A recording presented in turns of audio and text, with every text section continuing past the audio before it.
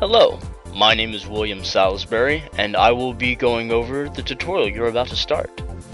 So we pose the question, what human creation causes more harm than any other? It's a big question, pretty open-ended and a little bit subjective, but I think we can all agree that when it comes to human creations, nothing hits home like deception and lies.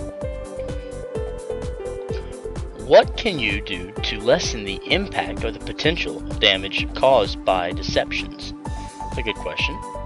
Well, we can point to one of our characters from the 80s and 90s, Velma, from the TV show Scooby-Doo, who used attention to detail, observation of nonverbal clues or language, and analysis of contextual information.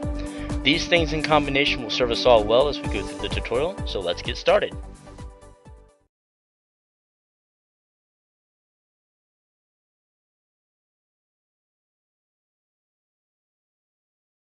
Hello, my name is William Salisbury. I'll be the one hosting this tutorial today. The tutorial covers how to discern the truth by looking at nonverbal clues, eye movement, and body language, even micro expressions, which are things that are like a flash of true intent behind the guise we normally put on our face. So if you continue onward, you'll see that this tutorial is broken down into 4 sections. Those 4 sections are each as important as the previous, so take the time, listen close, and you may actually get something out of this.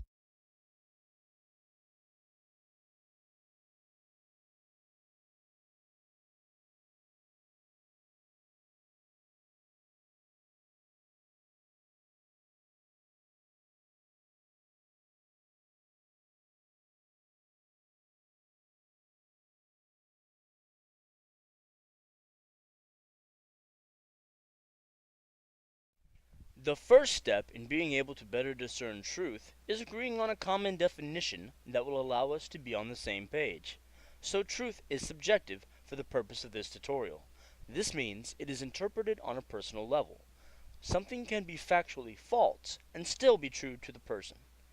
This is a word of caution to anyone who may be looking for definitive truth. This tutorial cannot promise that. Instead, it is meant to make a person more critical of those who may be lying and how to evaluate signals that could indicate a person's hidden intentions.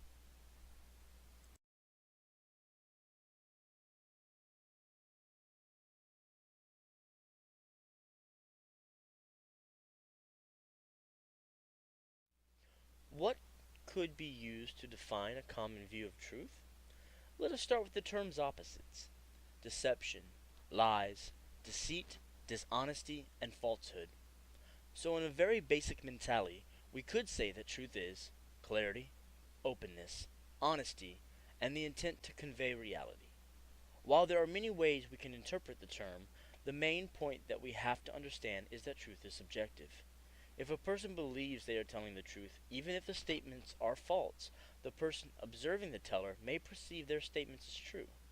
This tutorial, in fact, should only be seen as supporting evidence to a statement's validity.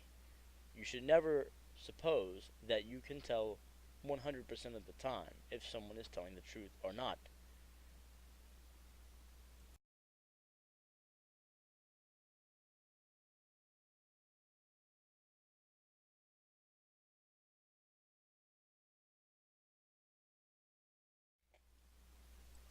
It is true that body language is not a super effective way to communicate, because unlike the written language, the buildup of body language is an unspoken standard. The meaning is often based highly off the context of the situation in which it is being presented. Still, even with it being an unspoken standard, there are some gestures that have worked their way into a common meaning. Hello there. What's your name? My name is Paul, but my friends call me Pablo. Hey, Pablo. Hola. Where were you born? What state? I wasn't born on a state. I was born in the Philippines. What's your favorite color? I like green because it's the same color as money. If you don't mind me asking, sir, how many people have you kissed on the neck? Sober or drunk or both? Total. 11 and a half. Hello, ma'am. What's your name? Kate. And what's your favorite color? Blue.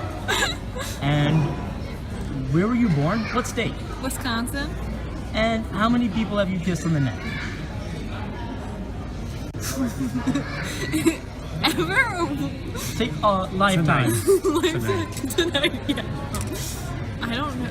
I don't know. I don't keep track of that one. Just give me a number. Let's go with 5. Hello, sir. What's your name? Annoyed? Hello, Mr. Annoyed. What's your favorite color? It's not this green shirt. Not the green shirt. Check. Where were you born? What state?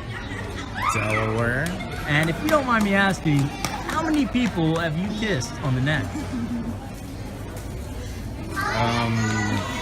Are you familiar with scientific notation? Or, Just ballpark it for me. I don't know, 300 or 400?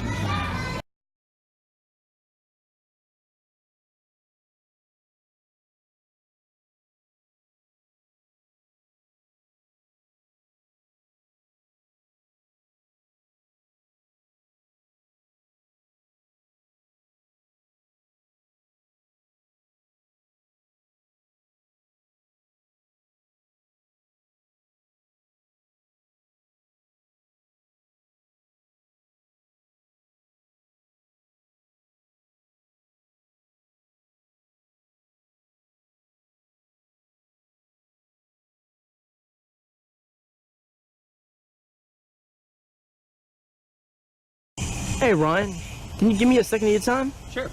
Hey bud, I'm gonna ask you a few questions. Can you just answer them for me? Yeah. What were the first 3 things that you did today? After I woke up, I smoked a cigarette, used the bathroom, and ate breakfast. Yeah. What's 10 times 2? 20. Okay. What would you get if you put the colors red and blue together? Purple. Okay. And what's the tallest obstacle you could jump over in inches? Ooh, I don't know. 50 inches?